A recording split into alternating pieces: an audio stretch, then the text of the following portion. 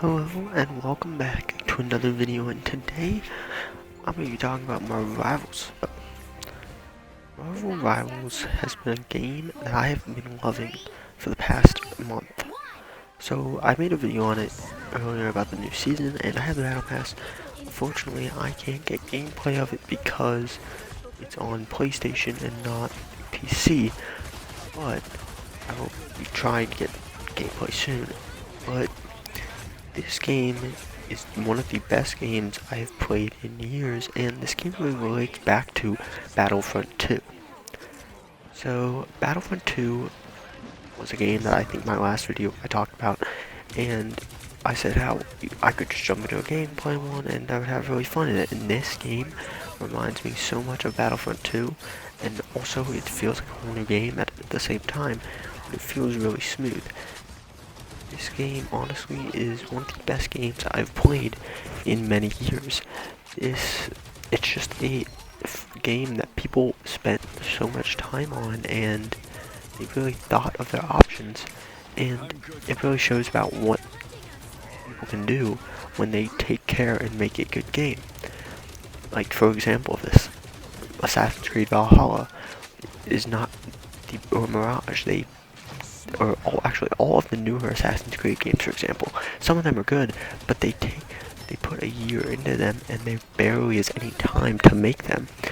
This leads to the games not being as polished and buggy, especially Assassin's Creed Unity, even though that came out in 2014. So this game really is one of the best games that I've played, as I said earlier, and there's a number of reasons. The character design, the ability design, and one of the things that Marvel Rivals does well is they don't nerf their characters. They make their characters overpowered, so they have to nerf them. They don't nerf them already, so they're super weak, and they have to buff them. They nerf them right away.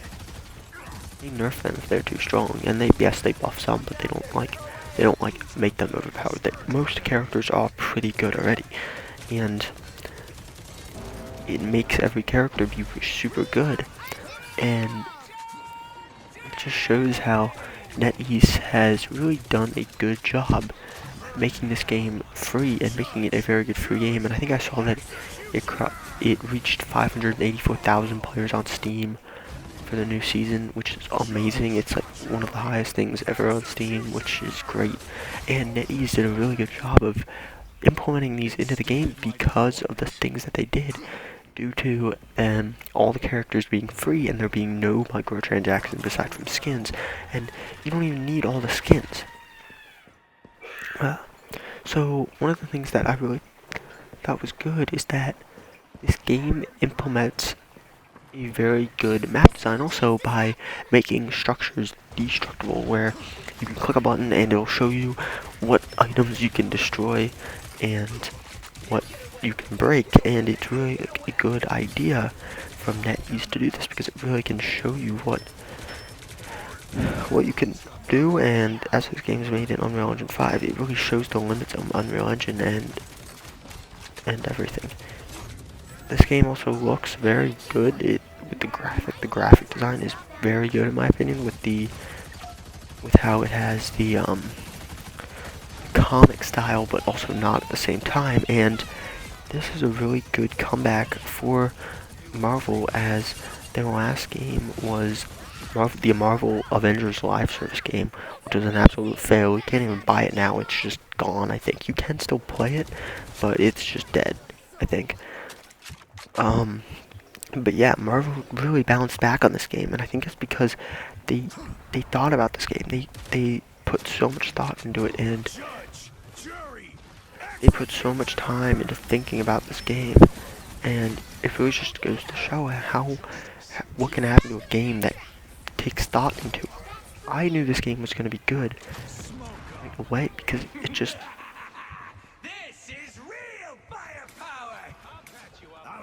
was just smooth and was really well put together. And I could even see when the beta came out, I was watching clips, even though I didn't play it, and it just looked smooth and was a really good game overall.